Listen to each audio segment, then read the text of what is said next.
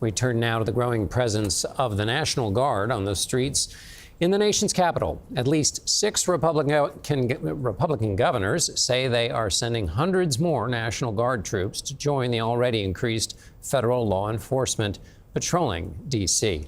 Justice Department correspondent Scott MacFarlane joins me now from Washington. Scott, why are these other states sending National Guard troops into D.C.?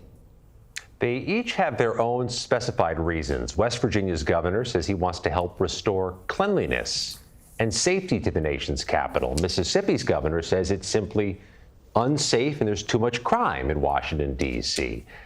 The mayor of Washington, D.C. has been open to having that extra federal law enforcement on the ground, but she says we don't need troops, including from these 6 Republican-led states.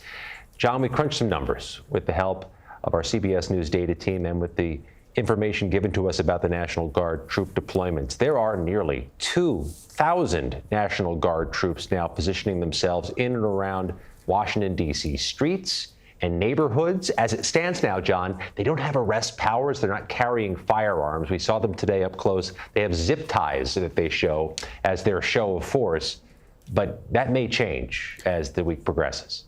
Are they making arrests? Well, I'm sorry. Are they making a difference in terms of arrests in D.C.? We went through each court filing submitted so far by the U.S. Justice Department in Washington, D.C. since the beginning of this executive order. And CBS News found one case where the National Guard is credited with helping stop a fleeing suspect, somebody accused of trying to drive illegally onto the National Mall, accused of assaulting a U.S. Park police officer.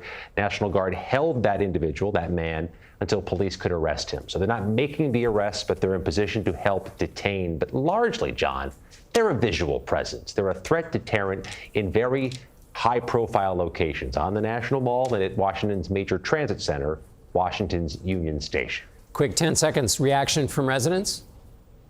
The residents of some of the northeast and southeast neighborhoods where crime has been more chronic say they have not seen the Guard or a lot of these federal law enforcement agents. They're wondering why.